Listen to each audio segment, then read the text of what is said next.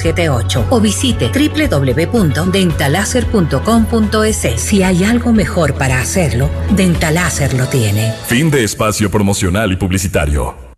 Esta es la revista de Opinión Democracia. Seriedad y credibilidad en todas partes.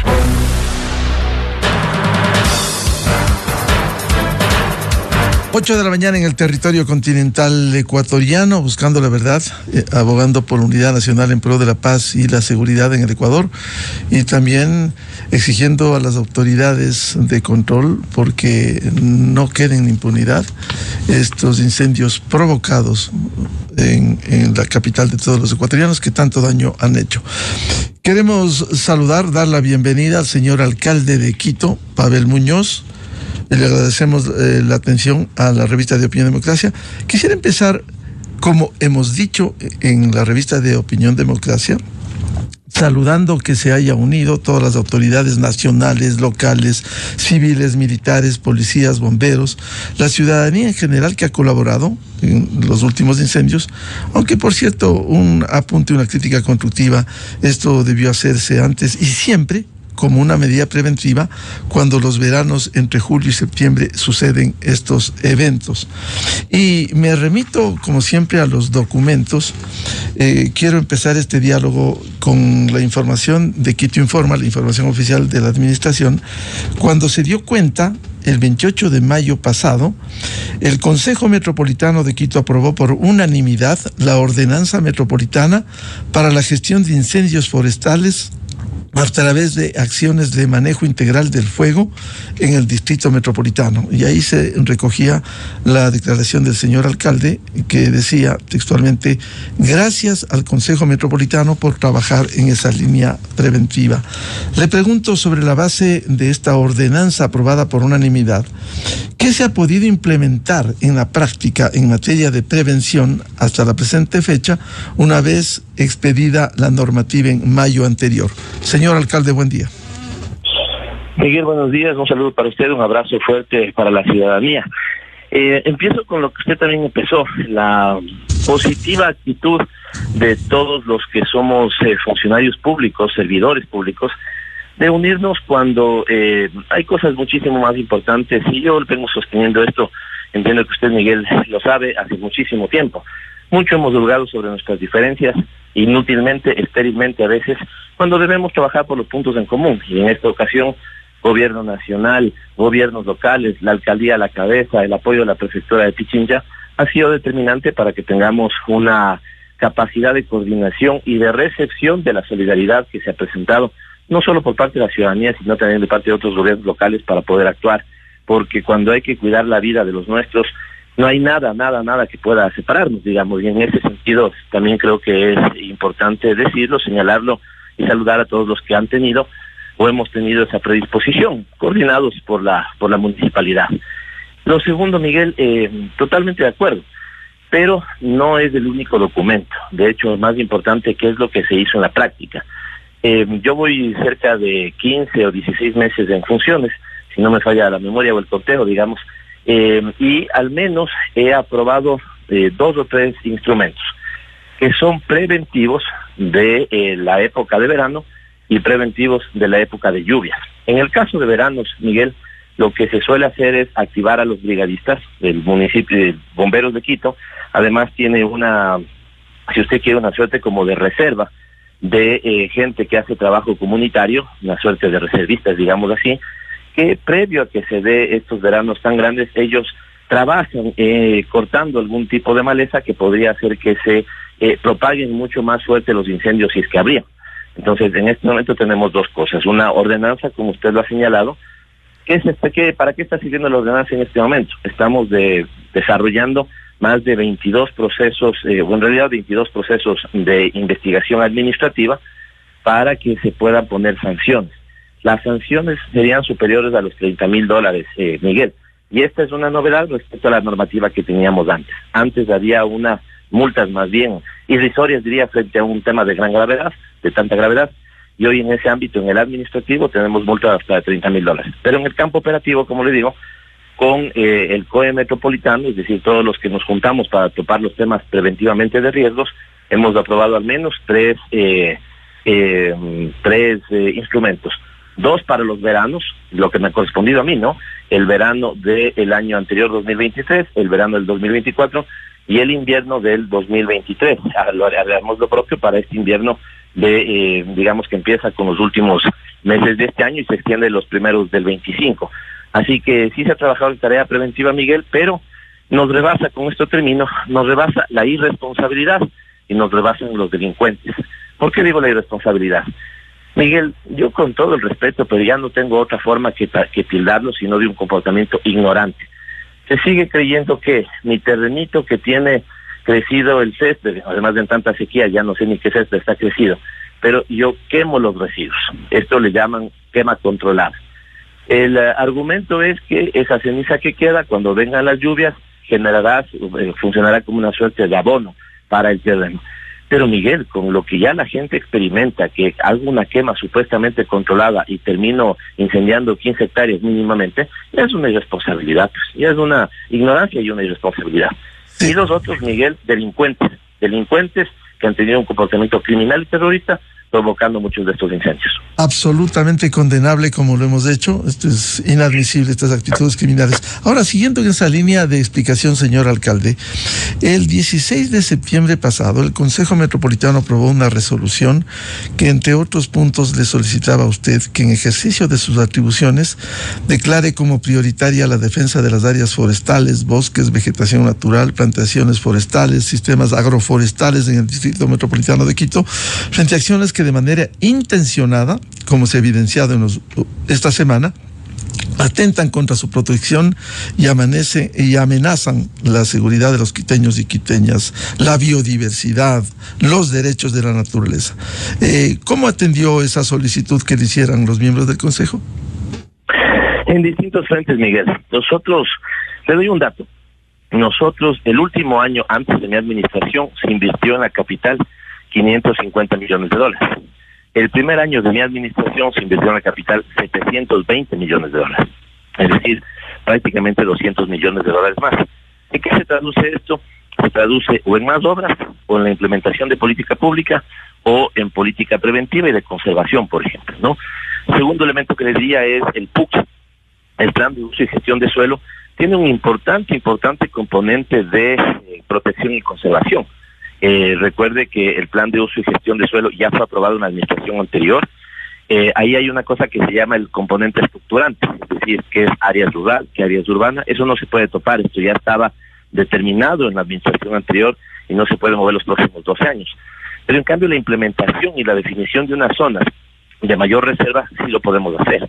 Le pongo otro ejemplo, una predisposición mucho más activa de controlar y construcciones que no tienen los permisos del caso en la zona del Iraló, por ejemplo, ¿no? Estamos terminando la definición de una suerte como de planes de desarrollo comunales, si usted quiere, para que el Iraló sea declarado un área de reserva, un área de protección ambiental. El 90% del territorio del Distrito Metropolitano de Quito, Miguel, es más bien de características o rurales o características de conservación. Otro elemento que diría en esa línea es el haber dotado de un fondo de inversión de 15 millones de dólares para las parroquias, para que puedan tener una inyección directa a los recursos de inversión. Déjenme simplemente dimensionar qué significa eso. Cuando el gobierno nacional un año le hace las transferencias de las juntas parroquiales rurales, que en Quito hay 33, les llega 11.5 millones de dólares. Y eso ellos tienen que repartirlo entre el corriente, en el que se suele ir la mayoría, y la inversión de lo poco que queda. Nosotros, en cambio, le dimos más que eso, 15 millones de dólares de un año, y directamente a la línea de inversión. ¿Por qué esto tendría que ver con eso, Miguel? Porque eso les permite a las parroquias rurales, ¿no es cierto?, hacer obras, muchas de ellas vinculadas con, por ejemplo, turismo comunitario, que tiene mucho que ver con ecología y conservación. Así que ahí hay una línea. Y tal vez le señalaría otra, o dos más, es la definición o la creación de una nueva administración zonal en mi administración. Mire, Miguel, a veces la gente no conoce, ¿no? Pero Quito también es Nonegal, Nonegalito, Pacto, Gualea, y ahí está el Chocó Andino, es la 7ª reserva de biosfera, y se administraba como si fuera San Carlos o San Pedro Claver, porque está en esa administración, la de la Delicia. Entonces hoy es una nueva administración que le permite hacer lo que para esa zona es más importante, que son temas de conservación. y una política muy activa, si usted quiere, de protección de la naturaleza desde la Secretaría Ambiental. Así que hemos estado trabajando no solamente en una línea preventiva, sino una línea que potencie el desarrollo o las actividades de desarrollo pertinentes a las zonas de conservación. Por ejemplo, esto, ¿no? Agroecología o turismo ecológico. Señor alcalde, a propósito de las juntas parroquiales que usted mencionaba, ¿cómo se debería involucrarlas? Porque en administraciones anteriores, hace 10, 15 años, veíamos cómo, por ejemplo, en julio se articulaban con los propios actores de las zonas consideradas de riesgo, con personas del lugar, para hacer vigilancia, alarma y respuesta inmediata. ¿Cómo involucrar a eso? Que usted les convoque, les haga participar y que contribuyan cívicamente los residentes en esas zonas, como puede ser la ladera del Pichincha, como puede ser aquí en los bosques del centro oriente de la ciudad.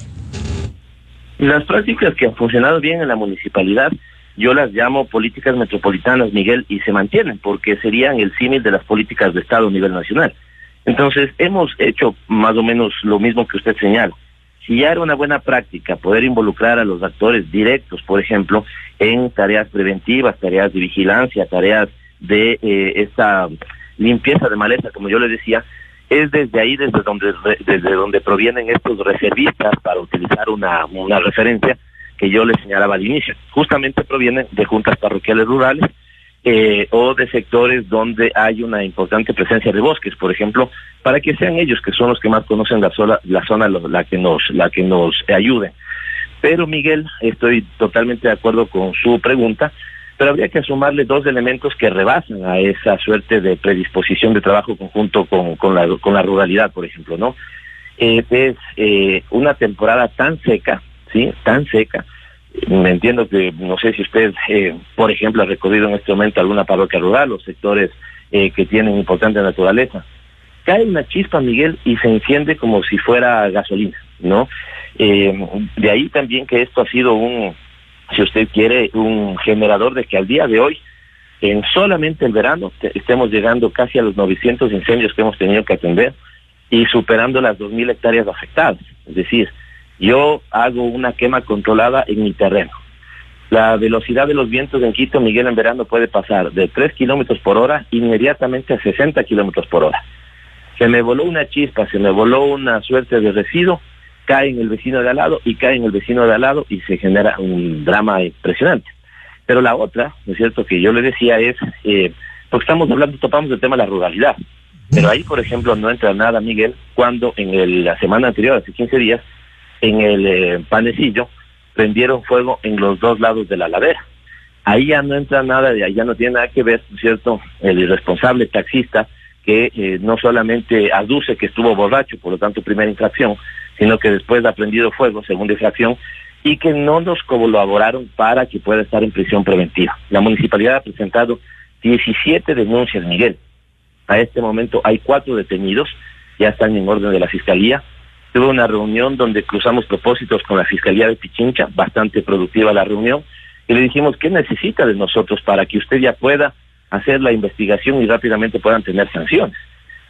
Ahí donde nosotros llegamos, Miguel, es en detener, apagar y construir el informe con la solidez del caso que le permita al ente de investigación, me refiero a la Fiscalía, armar esos criterios, sostener un caso y presentar para que la justicia les dé ya las más duras sanciones. Sí, no estamos hablando, claro, perdón, solo por eso, sí, no estamos hablando ya, creo, solamente de delitos contra la naturaleza, sino, por ejemplo, de actos que podrían estar o que ya directamente pueden ser tildados de terroristas, ¿no? Sí, efectivamente, la Fiscalía es la encargada de esa investigación preprocesal y procesal penal.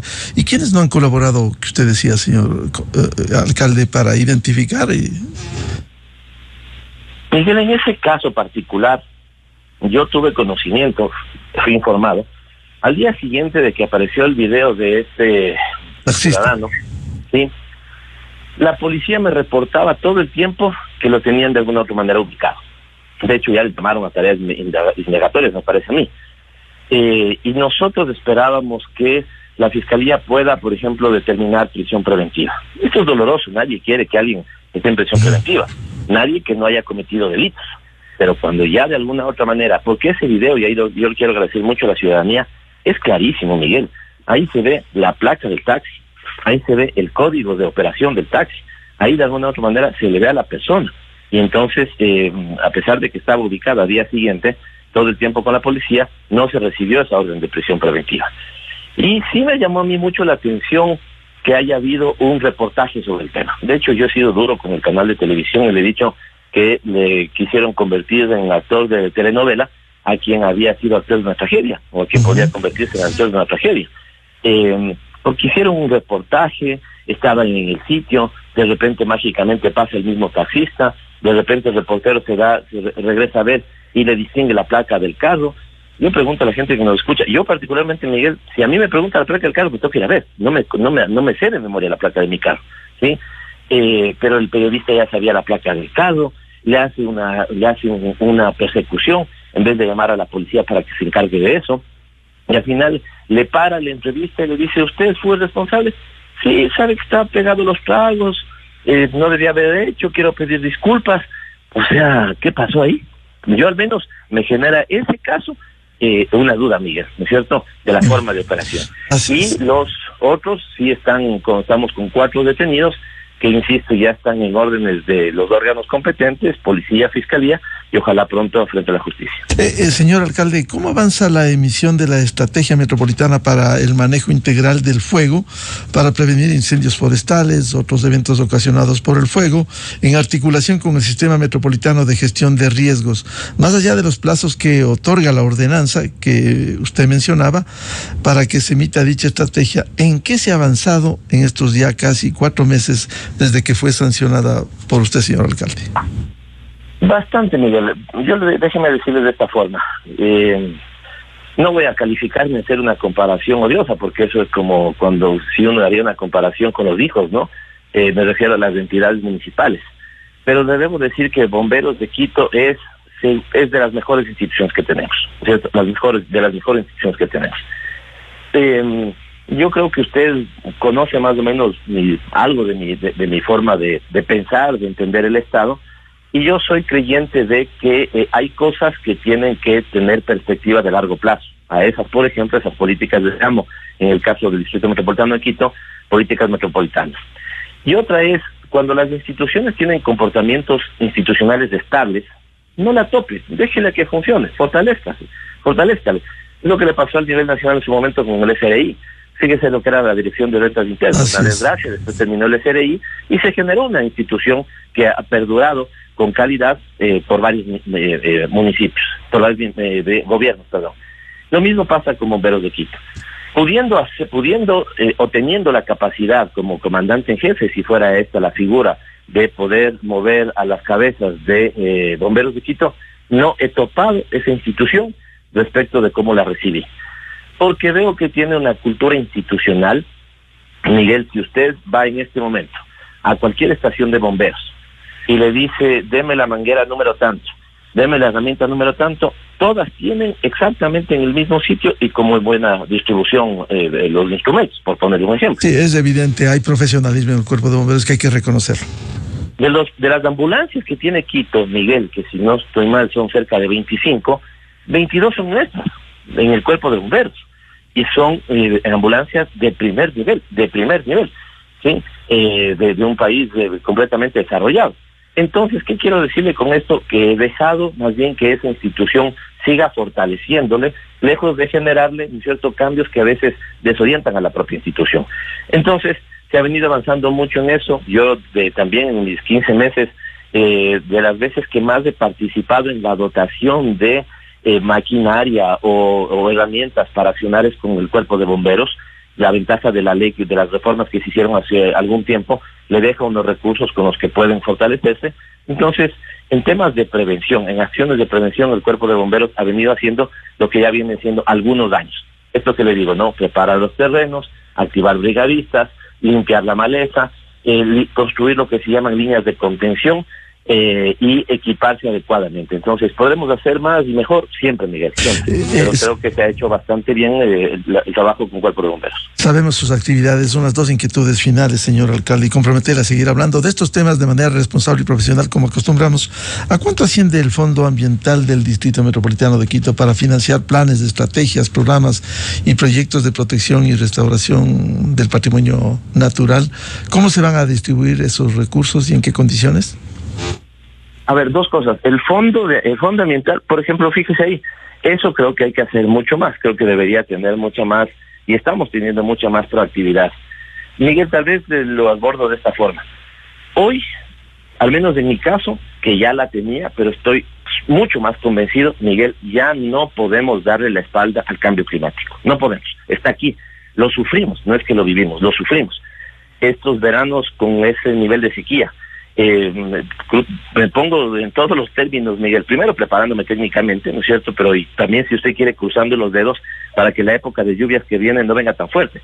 Ahora mismo anhelo que venga una lluvia al sector, por ejemplo, del Auqui, pero al mismo tiempo quiero que no sea tan fuerte. ¿Por qué, Miguel? Porque si viene un aguacerón, ¿sí?, lo que hoy es ceniza va a bajar en condición de lodo, si usted quiere, y podría generarnos también movimientos de tierra. Los árboles hemos perdido, esta es una tragedia, y se han quedado piedras y rocas sueltas, por ejemplo. Entonces, no es que nos conviene en este momento un gran aguacerón para terminar de enfriar el terreno. Nos conviene unas lluvias primero moderadas para que se asiente esa primera capa de vegetal perdida y no se constituya en un deslave de lodo. Entonces, en esa perspectiva, Miguel, cambio climático, lo que se tiene que hacer, hay muchos fondos disponibles en el mundo. A veces de manera un poquito hipócrita, sí, pero hay muchos fondos disponibles en el mundo, y le he dado una instrucción al Fondo Ambiental de que tenga mucha proactividad para buscar esos fondos y canalizarlos hacia la ciudad capital. Pero, esto es, yo le diría un punto seguido al menos, otra cosa es la disponibilidad de recursos propios inmediatos, directos, que los tendríamos para un gran plan de reforestación. Yo he dicho que al menos, de manera simbólica además, Miguel, porque eso va a ir creciendo, empecemos con $1 millón para canalizar el gran apoyo de Quito. Miguel, si aquí me permite un tema, Dios de paz, no tengo otra palabra, a la ciudadanía. ¿Qué solidaridad? ¿Qué sentido de unidad? Algunos no, tenemos también incendiarios en alguna de esas redes social, por ejemplo, que es tóxica, donde yo no sé esta gente cómo duerme, por el nivel de malicia que genera. Pero esa es una excepción dentro de la sociedad quiteña solidaria, pendiente, unida. Y entonces, como muchos quieren seguir colaborando, Miguel, yo le he dicho, por ejemplo, y a la gente que me escucha, muchísimas gracias, pero aguas, por ejemplo, ya no necesitamos. Más bien ahí estamos acumulando innecesariamente. En cambio que he hablado con buena parte del sector privado y están totalmente de acuerdo de sumarse a una tarea, por ejemplo, de reforestación, una gran tarea de reforestación. Así que eso nos permite dos cosas: canalizar nuestros recursos internos, pero también permitir que el gran flujo de cooperación y lo pendiente que están determinados sectores ciudadanos, como dígame qué puedo hacer sobre esto, volquemos hacia allá. Así que empezaremos la tarea de reforestación al menos con $1 millón, pero evidentemente iremos creciendo sobre las necesidades para poder recuperar casi 2.000 hectáreas perdidas. Con un tema, Miguel, que es importante que la ciudadanía sepa.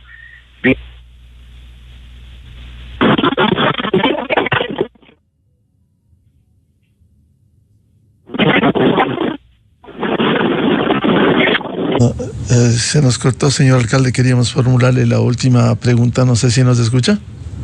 Donde generamos las plantas, se me fue en este momento la palabra.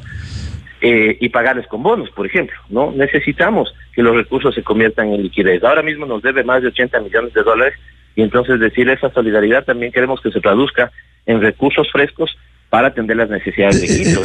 Mire, como a pesar de esa deuda seguimos haciendo una obra diaria, pero es evidente que decirle al gobierno que se iguale con esos $80 millones. 80 millones. Finalmente, señor alcalde, ya empezó a hablar sobre lo que se viene, el invierno inevitable. ¿Estamos preparados para evitar que se repitan, otros eventos trágicos como el de la Gasca? Sabemos lo que ha pasado con los incendios y cómo ha quedado el terreno. ¿Cómo está el tema de la limpieza de quebradas? ¿Hay previsión en eso? Las alcantarillas, los desagües. ¿Hemos avanzado en prevención en este ámbito? Sí, Miguel, sí.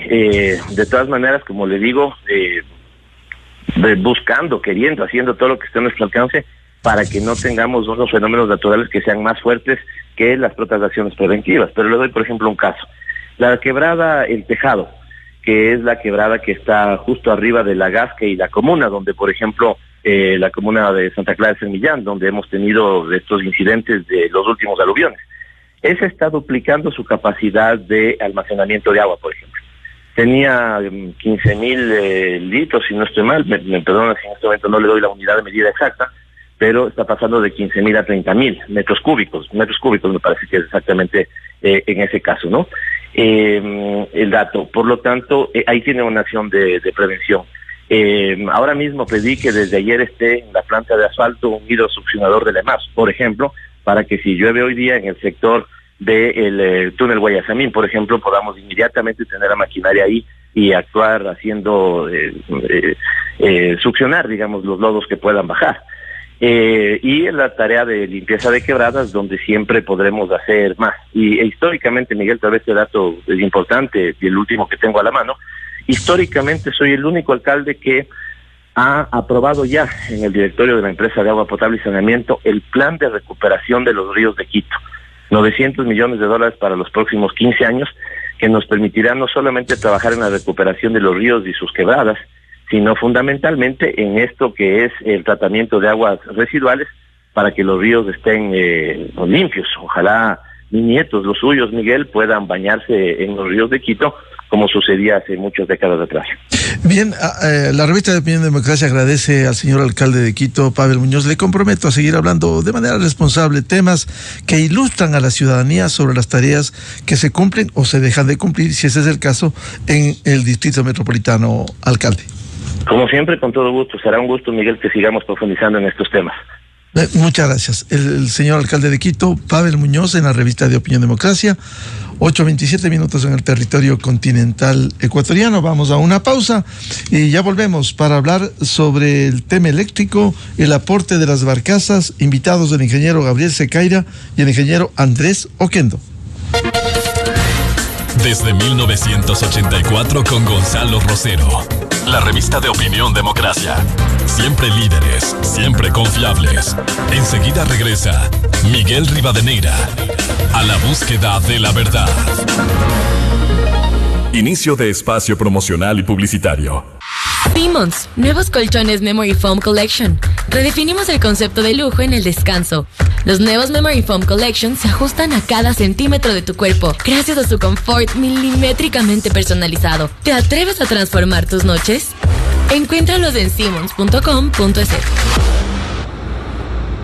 Felipe está en la estación Jipijapa del Metro de Quito. Paula está emocionada y lo espera en la Plaza San Francisco.